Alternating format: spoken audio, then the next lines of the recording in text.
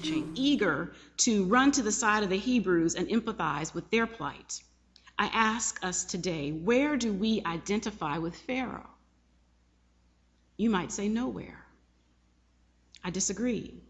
Let me ask another way. In what ways are we privileged? And when that privilege is threatened, how do we respond? I suspect it's much like Pharaoh.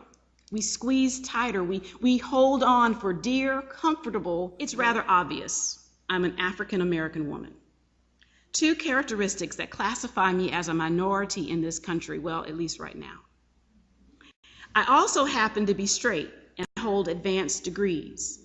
Two characteristics that grant me privilege. If I only focus on my blackness and my femininity and how these parts of me may hinder me, then I fail to take advantage of how my education and my sexual orientation can help the world. What do we think about this issue between the message and the packaging?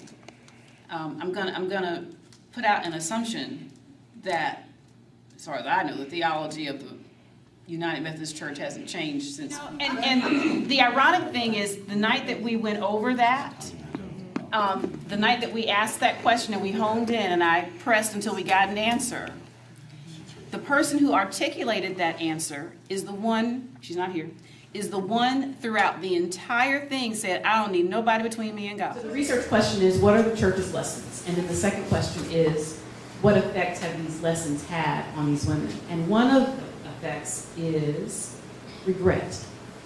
That there tends to be this merry-go-round, this is me, this can't be me, this is me, this can't be me, this isn't right, I love God, I did something against God. And if this is just round we go. So where is the peace that surpasses all understanding with this kind of life lived? What are your thoughts about the church's traditional lessons that have affected the group of women, the single heterosexual Protestant African American women in this age group? One of their thoughts, as I've said, is that they can't get what they need from the church. Does that stir any thoughts for you, that a woman who is pursuing God, who loves God, and who looks at the church as a source of where she can share her faith with other people and so on and so forth, that something that is as meaningful and at the core of our being, our sexuality, is sort of off limits? Do you have any thoughts that you would share with this one? What is it that my soul must do? What is it that I ache for? Am I daring to dream of meeting my heart's longing? Soul, aching, longing. These are the deepest parts of ourselves.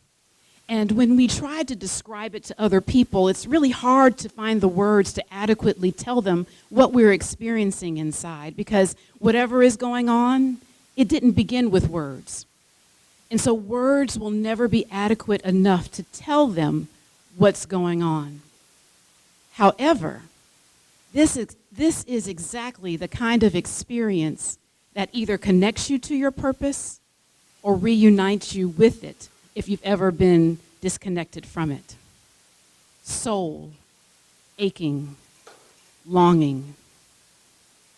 Our souls are not separate from the universe. Sufi mystic poet Rumi tells us that we are not a drop in the ocean. We are the entire ocean in one drop. And so as we think about this thing, we have to understand that our souls have an energy, a destination, and a desire to get there. And you can think about this destination as your purpose, and you can think about the aching and longing that I've been talking about as your desire to get there. So how do you get there? Well, there's one great thing about purpose.